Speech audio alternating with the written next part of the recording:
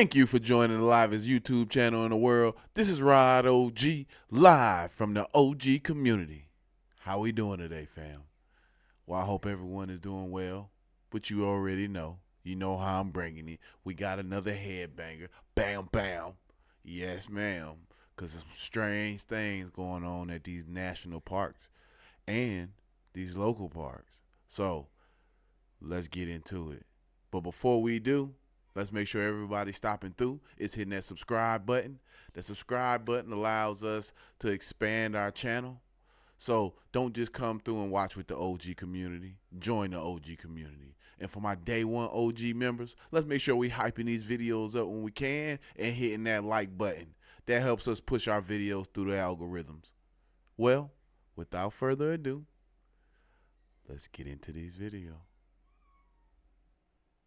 Tiptoe through the window, by the window, that's where I'll be. Come tiptoe through the tulips with me.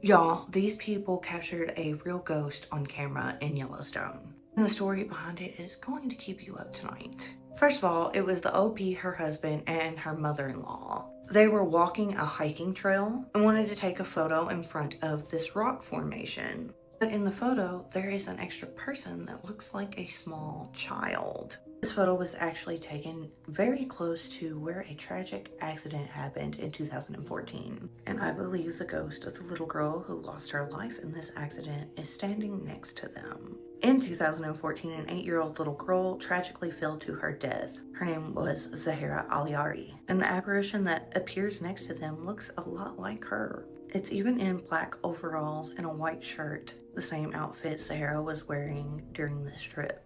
And it definitely fits the build of an 8-year-old little girl. Now this begs the question, do our souls linger here after death?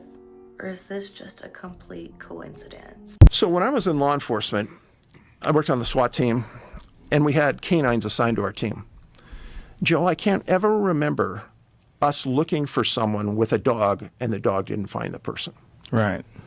I have 1,200 to 1,500 cases where they bring a canine to find a missing person and the dog can't track, won't track, or turns around, comes down and sits down and is not interested in tracking. That's totally outside the behavior of a dog. Isn't that what happened to that woman recently that went missing? That was a part of this whole group of scientists that were involved in propulsion research. Riza? Yeah. Same sort of situation, right? She was with her friend. They were hiking. They had just talked. The friend was ahead of her. And the friend turned around to ask her a question. She was gone. They do an investigation. They bring in dogs. Can't find anything. The lady's just gone. 100%. You're 100% right. It doesn't make any sense, and it fit that 411 criteria that I laid down, which is why I did a video about it. Her disappearance doesn't make sense. There's a lot of creepy stuff that happens in Yellowstone. And if you ask any of the park rangers there, they will tell you that there is something in this park. Now, this story comes out of Yellowstone National Park near the Yellowstone River. There was this guy named Jerry. Excuse me for stopping, but what is going on with this slick over this dude? God.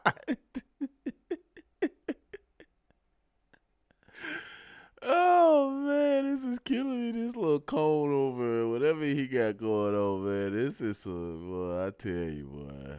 I guess this style, huh? Let's get back to this video. And Jerry said that him, his father, and his father's friends decided they were going to go camping. So they found this campsite and they set up their tents and everything. And he said after a couple hours it started to get dark. Well, he couldn't find his dad, and he was kind of walking around the trails. He hears his dad call his name and say, Jerry. Jerry, come into the forest. And he's like, what? And he's like, no, I'm not going into the forest. Like, it's dark. So he makes it back to the campsite, and he finds his dad in the tent. And he's like, Dad, like, why were you calling me out in the forest? And his dad's like, what are you talking about? I've been in the tent the whole time. And he's like, oh, that's weird. Like, I could have sworn that you were calling my name, like, out in the woods. So later that night, Jerry goes to bed, and he said that he woke up. It was like 2 a.m, and it was like freezing cold. And he just remembered getting out of the tent and going to like the edge of the campsite to go to the bathroom. Well, he starts going to the bathroom when all of a sudden he hears some branches kind of shaking. He shines his flashlight over in that direction, and he sees this face staring at him. And he said, it was just grotesque, and it had flesh hanging off the skin, and it had these solid white eyes, and they were like milky, and it had these sharp, jagged teeth. And this thing was just smiling, staring at him. So he takes off running back to his father's tent, and he's like, Dad, like, there's something out in the woods. And his dad's like, what are you talking about? He gets up, and his dad like searches the entire campsite, and he's like, you must have just imagined it, like there's nothing out here. And all of a sudden his dad turns with the flashlight, and then he tells his son, like, get in the car right now and lock the door. And the next thing he knows, his dad is getting all of his friends, and they're getting out of there. They're leaving their tents and everything behind. And his dad jumps in the car, and they take off. And he's like, what's wrong, Dad? Like, did you see the man out in the woods? And his dad's like, yes, but I didn't see him in the bush. I seen him looking out of your tent. It was February 15th, 2002, in the remote wilderness of Yellowstone National Park. Snow lay deep, covering the forest in an eerie silence, with only the occasional gust of wind breaking it. Thomas Griffin, a guard with nearly a decade of service, was doing his routine winter patrol. Nothing unusual, just checking cabins, inspecting bridges, and making sure no avalanches had compromised the terrain. But that day, everything would change. Around noon, after walking for hours through knee-deep snow, Thomas stopped to rest on a plateau. He pulled out his thermos, took a sip of coffee, and surveyed the quiet forest around him. The peacefulness was almost unnerving.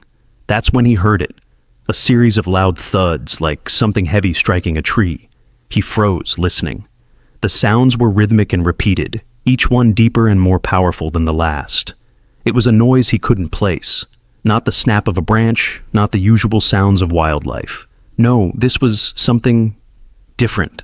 The thuds stopped, and a deep resonating growl echoed from the trees. Not the sound of a bear, not the sound of anything he had ever heard before. It was primal, inhuman, a deep, guttural growl, full of rage. And then another, this time higher pitched, almost a challenge. It was clear now. Something was fighting. Thomas's heart raced. Years of experience in the wilderness hadn't prepared him for this. He knew better than to rush in, but he had to see. He cautiously made his way through the snow, keeping low, trying to remain undetected. As he neared the source of the sound, his breath caught in his throat. What he saw left him frozen in terror. 2 massive humanoid figures, towering over 2 meters tall, were locked in combat. Their bodies were covered in dark, matted fur. They stood on 2 legs, more animal than man, yet far more powerful. One was significantly larger than the other. Its muscle-bound arms moved with terrifying precision, throwing the smaller one across the clearing with a strength no human could match. The smaller one, injured, picked up a long branch and swung it wildly, but it was no match for the sheer force of the larger figure. Thomas's heart pounded as the battle unfolded before him. These were not animals. These were creatures. The larger one picked up a stone the size of a human head, throwing it at the smaller figure. It struck with a sickening thud. This is an update in regards to the missing TikToker who brought us the viral videos of the potentially new fault line that has arisen in Wyoming. And why this is so alarming is it's only 100 miles away from Yellowstone, which we know is a supervolcano. As I stated before in my previous video, as of June 24th, 2024, all of his videos that he has been documenting and posting since February have all been taken down, and he has not posted one single new update. It's as if he's disappeared. If anybody knows who he is or recognizes him, please let us know if he's okay. Take a look at this video. This is another one of his videos I was able to find of this fault line. You ready for something wild? That's a fault line. Crack goes up there, comes down here.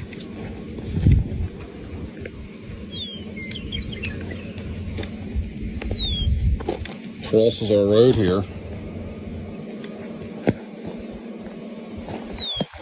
This is all sinking in here.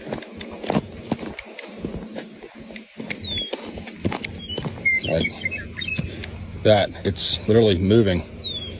You can see it cross all the way through there, all the way on that hillside. How deep that is? That's probably a good 2 feet deep. Like it just unearthed that. But that's not even the wildest part. I gotta take a step back to show you. That's our road. It moved about 5 feet that way. This is where we used to drive.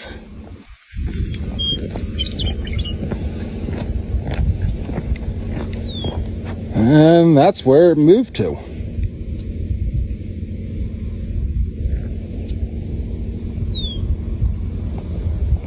It's kind of scary driving over top of it, actually. Kind of worried that the truck might fall in one of these days.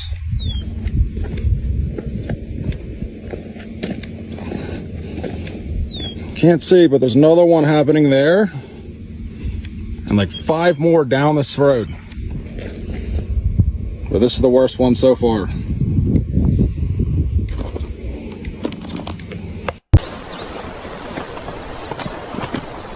Oh no. Dispatch, Collins here. I have a serious discovery. Request immediate backup in a perimeter.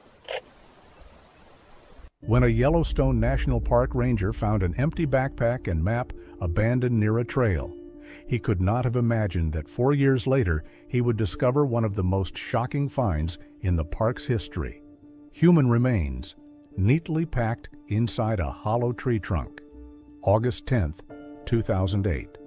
Daniel Moore, a 32-year-old software engineer from Denver, Colorado, arrived at Yellowstone National Park for a solo hiking trip. He planned to spend 5 days on a route through the western part of the park, where the trails are less crowded and nature has retained its pristine appearance. Moore was an experienced hiker. Over the past 7 years, he had made more than 20 trips to the mountains of Colorado and neighboring states. His backpack weighed 28 kilograms and contained everything he needed for an autonomous stay in the wilderness: a tent, a sleeping bag, a gas burner, 6 days' worth of food, and a water filter. At the ranger station, Moore registered his route and obtained permission to set up camp in the backcountry. According to his plan, he was to follow the Shoshone Creek Trail to Shoshone Lake, then turn northwest to Fern Creek, and set up base camp on the 3rd day of the hike. From there, he planned to make side trips to nearby lakes and return to his car on August 15th. Moore left his green Wrangler Jeep in the parking lot at the entrance to the Shoshone Trail and set out around 8 a.m. The first 2 days of the hike passed without incident. Moore met several groups of tourists walking in the opposite direction and exchanged the usual greetings with them. The weather was typical for August in Yellowstone. During the day, the temperature rose to 23 degrees Celsius, and at night it dropped to 7 degrees. There was no rain, but storm clouds often gathered in the mountains, dispersing by evening. On August 12th, around noon, a group of tourists from California met Moore on the trail 4 kilometers from Shoshone Lake. They later told investigators that he looked cheerful and content, stopping to talk about the weather and the route. Moore said he planned to camp at Fern Creek and spend 2 nights there. This was the last confirmed sighting of him. On August 15th, Moore did not show up at the parking lot where his Jeep was waiting for him. By evening, park officials had declared him missing. A search and rescue team set out on his route early in the morning on August 16th. They found his backpack and topographic map near the trail 3 kilometers from his planned campsite, but Moore himself was nowhere to be found. The backpack was neatly leaning against a pine tree, as if it had been placed there on purpose. The map was folded and lay nearby. There were no signs of a struggle or damage to the equipment. All of Moore's belongings were still in the backpack: a sleeping bag, tent, food, stove, and spare clothes. Only a water bottle and a small knife were missing. Money and documents were left untouched. The searchers expanded the search area, combing the territory within a 5-kilometer radius of where the backpack was found. They used service dogs, a helicopter, and a thermal imager, but no traces of Moore were found. The search continued for 2 weeks. 47 people, including rangers, volunteers, and search and rescue specialists, participated in the search. They checked all the streams, ravines, rock crevices, and dense thickets in the area. They paid special attention to areas where a person could have fallen or been injured. The helicopter made 12 flights, photographing the area from the air. Divers searched lakes and deep sections of streams. On August 29th, the search was officially called off. Daniel Moore's case was transferred to the National Park Service's Cold Case Unit. Investigators considered several possibilities: accident, wild animal attack, murder, or suicide. The bear theory seemed unlikely. Bears were rare in that area, and no signs of an attack were found. Suicide was also ruled out because Moore left no note and had purchased tickets to a concert shortly before his hike that was to take place a month after his return. Moore's family hired a private investigator and offered a $10,000 reward for any information. They distributed flyers with Daniel's photo throughout the region and appealed to local residents. Moore's brother, Robert, visited Yellowstone every 3 months and searched for traces of the missing man on his own. He retraced his brother's entire route several times, questioning tourists and rangers, but to no avail. Time passed, and the case was gradually forgotten. Another folder labeled Daniel Moore Missing appeared in the National Park Service archives. Hey, miss, are you okay? They held us not to rest. That's why we got to be careful going to these national parks. Always have a buddy with you. 2 people when you're going out to these national parks. Stop going alone. It's very dangerous. If you want to go out and enjoy nature, at least have a buddy with you or 2 people with you. It's the best option to go. Just in case you get into something, somebody can get help. Who held you? What do you mean? Did you hear that? In July 2004, 2 young women disappeared in Yellowstone National Park during a week-long hike. 2 years later, one of them emerged from the forest emaciated, disoriented, barely alive. What she told investigators forced a complete rethinking of who and what might be lurking in the millions of acres of wilderness in America's national parks. Her friend was found dead, but those who held them captive for more than 20 months were never found. Meredith Grant, 23, and Emma Reed, 22, had been close friends since college. Both graduated from the University of Denver. Meredith worked as an accounting assistant, Emma as a nurse at a city clinic. They loved hiking, had been to the Colorado mountains several times, and were planning more serious routes. Yellowstone was their first trip to a truly wild area, a territory where infrastructure is minimal and distances between points are measured in tens of kilometers. On July 9, 2004, they arrived in Yellowstone in Meredith's car, an old Jeep Cherokee SUV. They stopped in the town of Gardner at the northern entrance to the park, spent the night in a motel, and on the morning of July 10th, they went to the ranger station to obtain a permit for a route in the backcountry, an area of wilderness where it is permitted to pitch tents away from equipped campsites. The ranger who issued their permit, a woman named Deborah Kinn, later recalled that the girls looked well prepared. They had high-quality backpacks, sleeping bags, a tent, a GPS navigator, and maps. They planned to hike a route about 50 kilometers long across the northern plateaus of the park, the Blacktail area, which is rarely visited by tourists due to the lack of iconic attractions such as geysers. There were meadows, sparse forests, several streams, and hilly terrain. It was a quiet but picturesque place, Deborah gave them a 7-day permit, explained the rules for storing food away from bears, and showed them the mandatory overnight stops on the map, places where they could safely pitch their tents. She warned them that there was almost no cell service in the area, especially in the lowlands. She advised them to take a satellite phone, but the girls didn't have one. Deborah wrote down their names, car number, planned route, and return date, July 17th. Meredith and Emma left for the trailhead, the starting point of the trail, around 11 a.m. Their car was seen in the parking lot on the road leading to Blacktail Plateau. The last confirmed message from them was sent to Meredith's parents around 2 p.m. that same day. The message included a photo of the girls smiling in full gear with the trail in the background. The text read, "Heading out on the trail. There's almost no one here. It's beautiful. We'll be back in a week." The coordinates of the photo matched the start of the trail. There was no contact from the girls for the next 3 days, but that was normal for that area. Cell phone service only worked on the hills, and even then, it was intermittent. Their parents weren't worried. The girls had warned them that they might not be able to get in touch. Friday, July 17th, the day of their planned return. By evening, Meredith's car was still in the parking lot. On Saturday morning, the 18th, one of the park visitors noticed that the Jeep Cherokee had been in the same spot for several days, covered in dust, the windows fogged up from the heat. He reported it to the rangers. Deborah Keene checked the car's license plate number against her records and realized that the girls had not returned on time. By lunchtime on July 18th, Meredith and Emma's parents had been contacted. No one had heard from the girls since the 10th. Meredith's parents immediately left Denver. Emma's parents lived in Oregon and flew to Billings, then drove to Yellowstone. On July 19th, an official search operation began. A group of 8 rangers and volunteers set out on the route indicated in the girls' permit.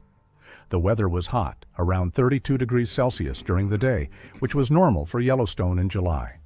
The sky was clear, visibility was excellent.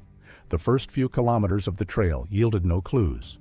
The ground here is hard and footprints are almost invisible. After 7 kilometers, the route passed a small pond, a natural body of water in a low-lying area. The shore here is sandy, and the rangers found the footprints of 2 people. The sizes matched the shoes the girls' parents had described. The footprints led from the trail to the water, then back to the trail. A normal stop to replenish water supplies. Further on, the trail climbed to a small plateau, then led to a wooded area. Hey, mister, you okay? They held us not to rest. Who held you? What do you mean? Did you hear that? About 12 kilometers from the start of the route, the group found the girls' first campsite. It was a flat area under pine trees with clear signs of a tent, flattened grass, and small peg marks. There were no belongings or trash. The girls had cleaned up after themselves, as they should have. On the next section, there were fewer traces. The trail ran along rocky ground, through meadows with tall grass. At about 18 kilometers, the route split in 2. The main trail went east, towards Lake Trout. The second branch, less noticeable, went north to the closed area of the park, a territory where access is restricted due to bear activity and difficult terrain. Here, the rangers found the girls' tent.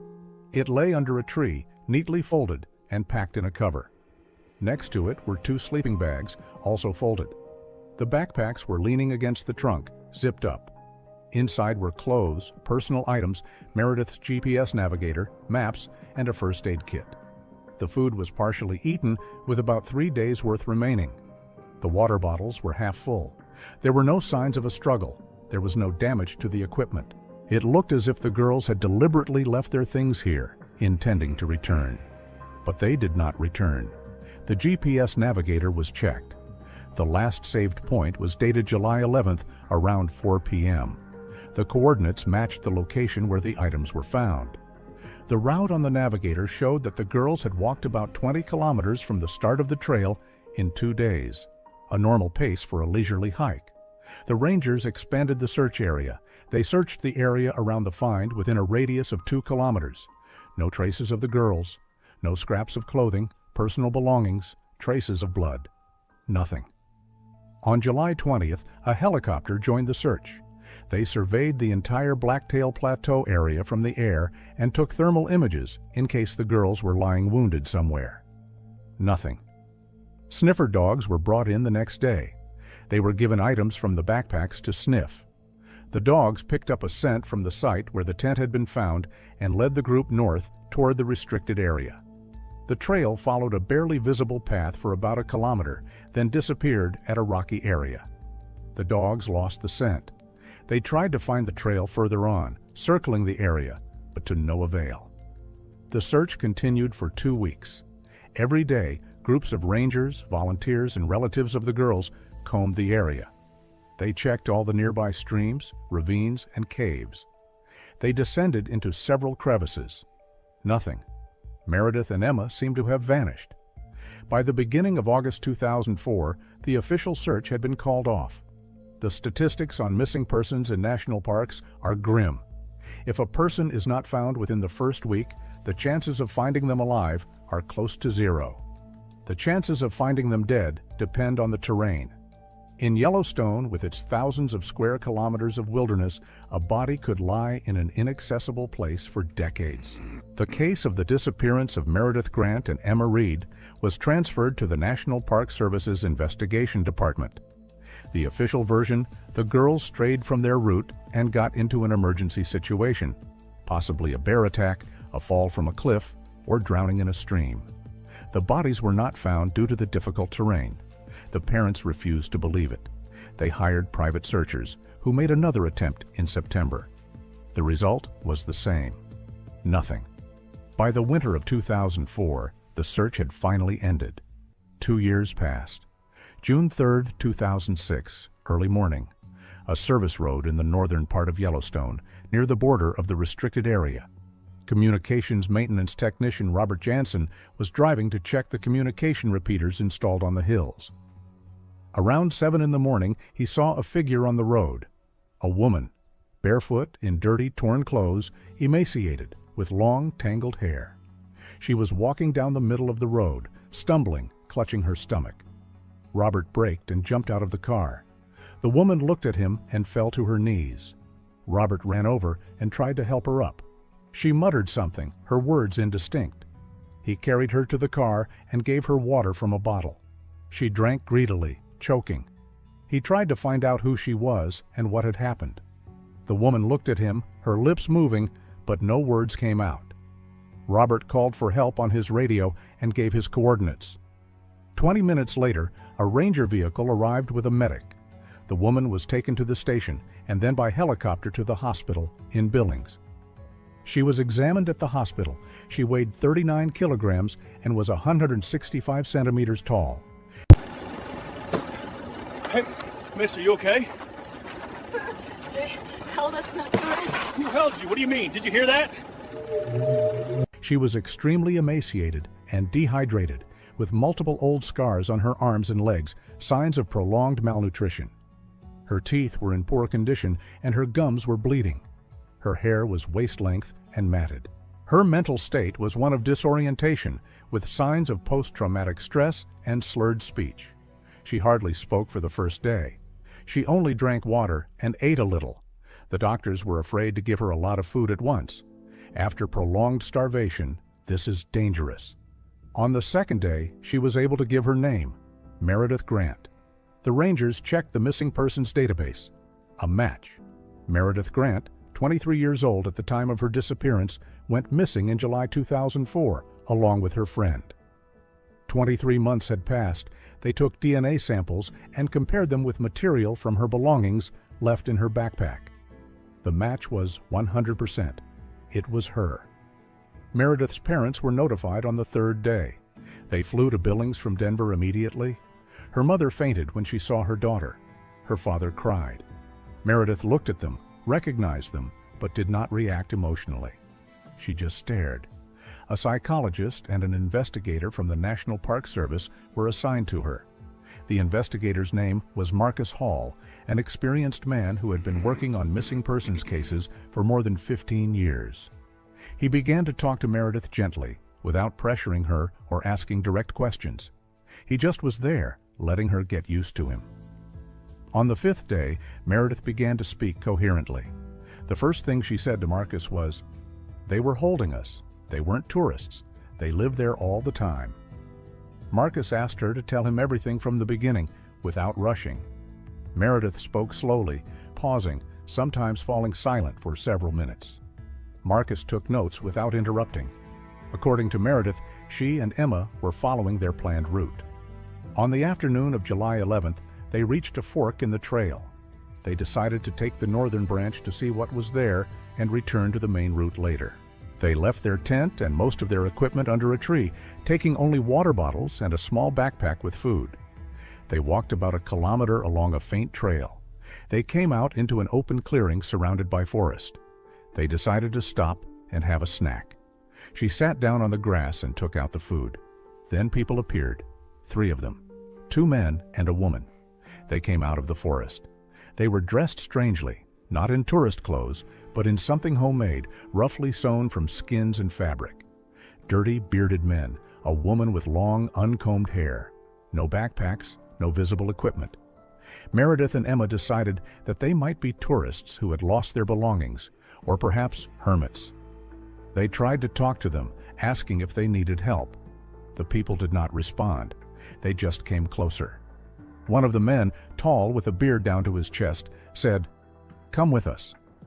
Meredith tried to explain that they had their own route and would not go. Emma offered to give them water and food if they needed it.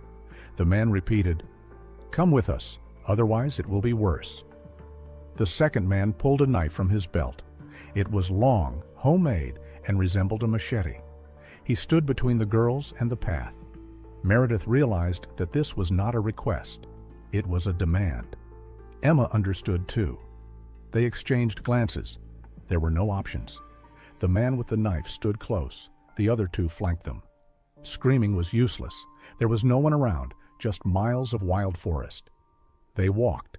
They were led deep into the forest, along barely visible paths, between trees, through thickets. They walked for about 2 hours. No one spoke. Meredith tried to memorize the direction and landmarks, but everything blended together: the forest, the rocks, the streams. They crossed several small streams, climbed hills, and descended into valleys. Finally, they came to a place that Meredith described as a hidden settlement. Dugouts dug into the hillside, covered with logs and turf. Several old buildings made of logs and boards, half ruined. A hearth in the middle of the yard, with a pot hanging over it.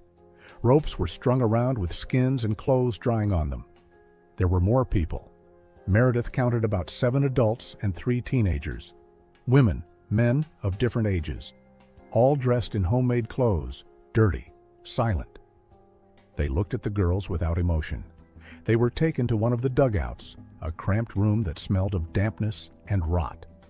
Inside, there were skins on the floor and a bucket in the corner. Hey, mister, you okay? They held us not tourists. Who held you? What do you mean? Did you hear that? The door was closed from the outside and blocked with a log. For the first few days, Meredith and Emma tried to understand what was happening. They were fed once a day: boiled roots, meat of unknown origin, water. They were allowed to use the toilet under supervision. They were not allowed to talk. If they tried to ask questions, they were simply ignored or pushed back into the dugout. After a week, one of the women, older than the others, perhaps 50 years old, approached Meredith and said in broken English, "You will stay. You will work. If you try to leave, we will kill you." There was no further explanation. The work consisted of routine tasks: gathering firewood, carrying water from the stream, cleaning skins, and helping to prepare food. They were kept under constant supervision. They slept in the dugout, and the door was locked at night. During the day, one of the men always watched them, keeping a distance of 10 meters. If they tried to stray further from the settlement, they were brought back by force. Emma did not tolerate the conditions well. She was a nurse and understood that the food was insufficient, the water was not always clean, and there was no hygiene. After a few weeks, she began to feel ill: coughing, weakness, fever. Meredith asked for medicine, for them to be released, or at least for Emma to be given normal food. There was no response. By September 2004, Emma's condition had worsened. She hardly got out of bed, coughed up blood, and was delirious. Meredith begged those people to help, but they only brought water and sometimes broth. No medicine, no medical care. At the end of September, Emma died. She lay on the skins in the corner of the dugout, coughing, gasping for breath, wheezing. Meredith held her hand. By morning, her breathing had stopped. Meredith screamed, banged on the door, demanded to be let out. The door was opened a few hours later. 2 men came in, took Emma's body, and carried it out. Meredith tried to follow them, but they pushed her away and locked her back in. She didn't see what they did with Emma's body. She only heard sounds somewhere beyond the settlement. Digging, perhaps. A day later, the smell of decay intensified, then disappeared. After Emma's death, Meredith was kept alone. The work continued. Now she was the only one who carried wood and water and cleaned the skins. They stopped keeping her in the dugout all the time. They allowed her to sleep by the hearth when the weather was warm. The supervision was relaxed, but not removed. Someone was always nearby. Months passed. Meredith lost track of time. Autumn, winter, snow. Cold in the dugout, frost at night, minimal food. She lost a lot of weight, frostbitten her toes, was sick, but survived. Spring, summer, autumn again. Sometime around the winter of 2005, she began to notice that the surveillance had become even weaker. People had gotten used to her. She had become part of their daily lives. Sometimes they sent her to fetch water alone, without an escort. They trusted that she would not run away. After all, where could she go? There was forest all around, miles to any road, and no known directions. But Meredith never stopped thinking about escape. She observed and memorized. She realized that the settlement was located in a deep valley surrounded by hills. The stream flowed westward. If she followed the stream, it would lead her to a river, and rivers led to roads. In March 2006, when the snow began to melt, Meredith made up her mind. She was sent to fetch water from the stream, which was about 300 meters from the settlement. She took a bucket and set off. She reached the stream, looked around. No one was nearby. She dropped the bucket and ran along the stream downstream. She ran as far as she could. Her feet were bare, her clothes were light, and it was cold. She stumbled, fell, got up, and ran on. She heard shouts behind her. They had noticed she was missing. She ran faster. The stream led to the river. Meredith walked along the river, making her way through the undergrowth, sometimes stepping into the water when the bank was too cluttered with windfall. She walked all day. At night, she hid under a fallen tree, shivering from the cold, but she didn't stop. On the second day, she came out to the road. It was a service road, unpaved, but clearly used. She walked along the road. She walked for several hours. She met a car, Robert's vehicle. Marcus Hall listened and took notes.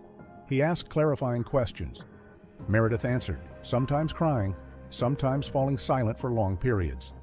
In case you haven't heard, a hydrothermal explosion sends Yellowstone visitors running. And I'm going to tell you why they were running. And it's not just because they were scared.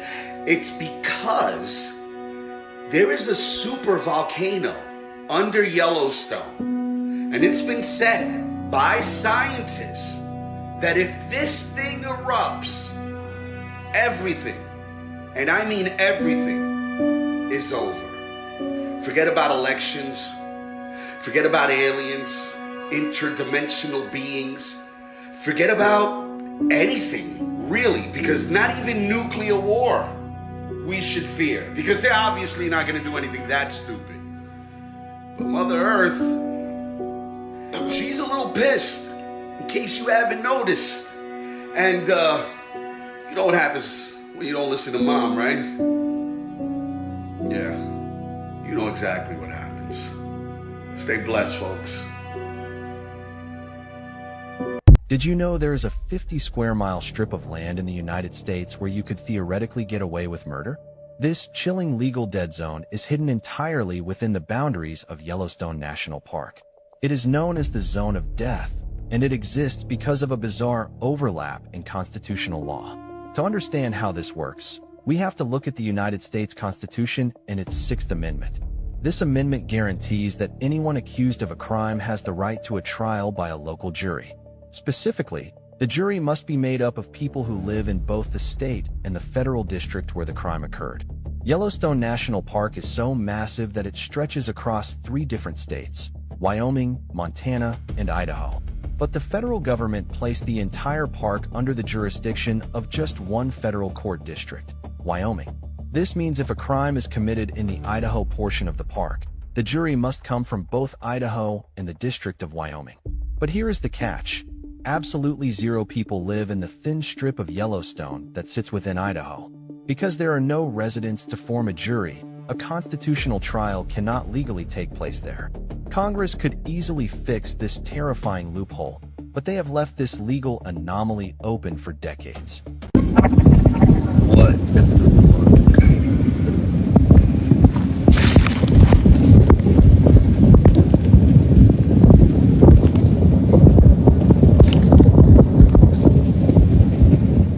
Things were actually pretty intense. It was like Zach was recording the ground cracking open right in front of his house.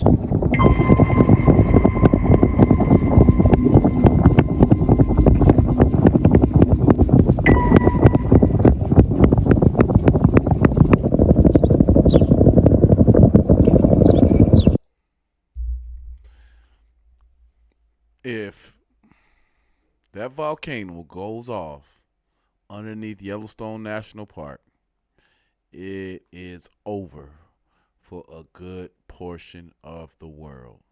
The only place that may have to some degree of safety is going to be on the East Coast.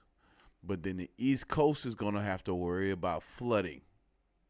So it's going to be devastating. Devastating. So we need to make sure y'all paying attention to the weather. Make sure y'all paying attention to what's going on with that volcano so you could be prepared for anything. I'm not saying something catastrophic going to happen, but be prepared. Let's get back to this video. After posting all these videos, people started coming up with different theories. Maybe it's the rich making tunnels underground. Lava tunnels, heard the same in Hawaii. Someone says earthquakes. This guy says a pipe borer or it's a tunnel borer. Sounds like machines, maybe they're digging new tunnels. But then Zach replied this. Neighbors called 811 and they verified no active jobs near us. It's in the middle of a private large farm. So if it's not a tunnel, if it's not something digging underground, then what is it? Alright, so found this on July 17th, home of supervolcano, and nature is giving a warning sign. Look what's happening in Yellowstone right now. This was recorded by a tour guide that has been there for over 6 seasons and has never seen anything like this before. Now, I don't know if you guys know this or not, but Yellowstone is home to a supervolcano. It's actually huge, isn't it? Alright, so it's pretty big. The past week or so, flocks and flocks of animals have been leaving Yellowstone Park. Is this actually happening? Nature always gives warning signs. Yeah. And this is a warning sign. If you live in or around Yellowstone, I would heed nature's warning. Peace. Let me take a look at this. No, animals are not leaving Yellowstone Park. Online sources are saying that animals are fleeing the park. This isn't the first time such claims have been made, and just like before, they aren't true. So animals fleeing Yellowstone, possibly not true, but still very weird how we have Zach and Derek 6 months apart hearing and feeling the same thing. And in January this year, Yellowstone volcanic activity was on the move. So this is one of the reasons that a lot of people started paying attention to Yellowstone. But if it's not something digging underground, Derek's and Zach's backyard, then what is going on here? So I decided to map the vibrations, and this is what I get. Almost a straight line to the earthquake that happened yesterday in Russia. First vibration happened in Kentucky, and then one in Wyoming just recently, and then a straight line, almost a straight line to the earthquake in Russia. Now this could be a coincidence, and it possibly is. But what if it's not? What if this earthquake is more than just an earthquake? On October 15th, 2014, Ranger David Kruger's body cam caught a Bigfoot encounter so terrifying, Yellowstone National Park officials spent years trying to hide it from the world. What he witnessed was mankind's biggest mystery captured right on camera. David had worked for 11 years in Yellowstone's back country, and his October 15th morning started with reports from experienced backpackers near Cache Creek. They'd heard sounds that didn't match any known animal, deep whooping sounds in call and response patterns.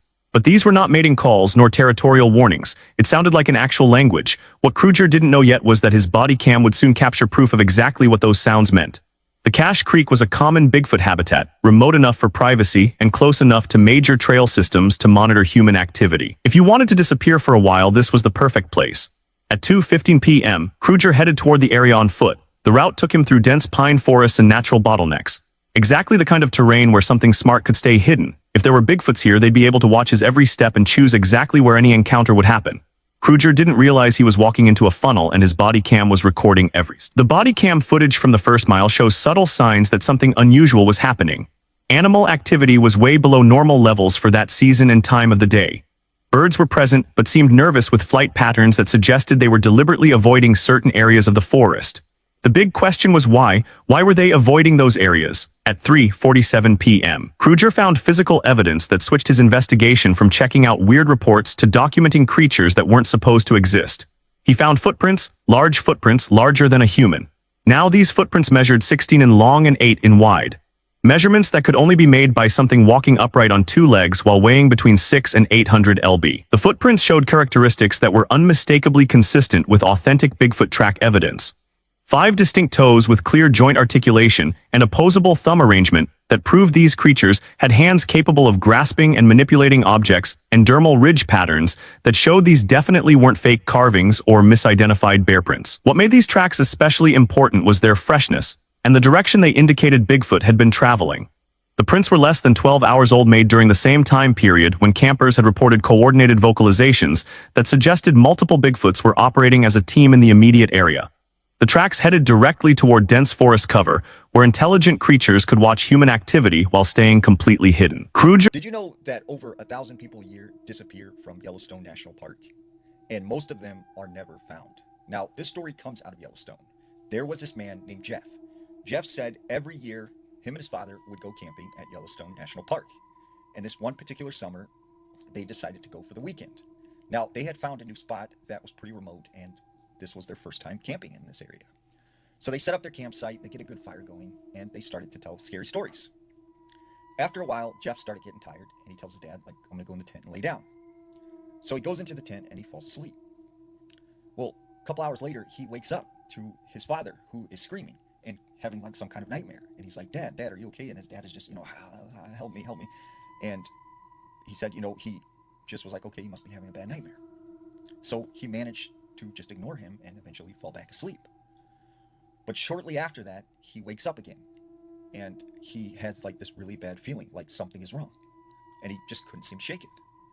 So he unzips the tent, he goes outside and starts using the restroom, when all of a sudden he hears his father's voice clearly say, Jeff, come over here, come into the woods. And he's like, Dad, like, what are you doing out of the tent? And he's like, Jeff, come on, come into the woods, Jeff, come here.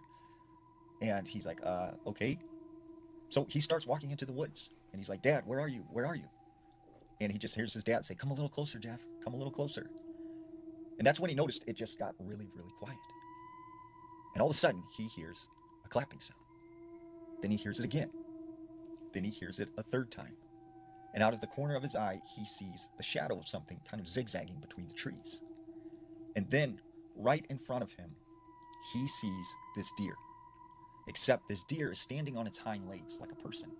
It has antlers, it has all the features of a deer. But it has these glowing yellow eyes. And it is talking in his father's voice. So Jeff frantically runs back to the tent. And when he unzips it, he is shocked to find his father is not in there. So he starts yelling for his father, looking all around. And that's when he sees truck lights. And he sees his father's truck. And he realizes his father was not in the tent. He must have left and went somewhere. So he runs up to his father and is like freaked out, tells him what happened. And his father was like, after you fell asleep, I went over to this other people's campsite and I was hanging out with them for a while. And then I was coming back to go to bed. But he can see that Jeff is visibly shaken. So he says, you know what, let's just go ahead and leave. Well, as they were making their way out of the Yellowstone Park, he said they happened to overhear some people at the visitor center talking about someone had went missing. And what was eerie is he was very similar in age and look to Jeff. Now, this next story also comes out of Yellowstone.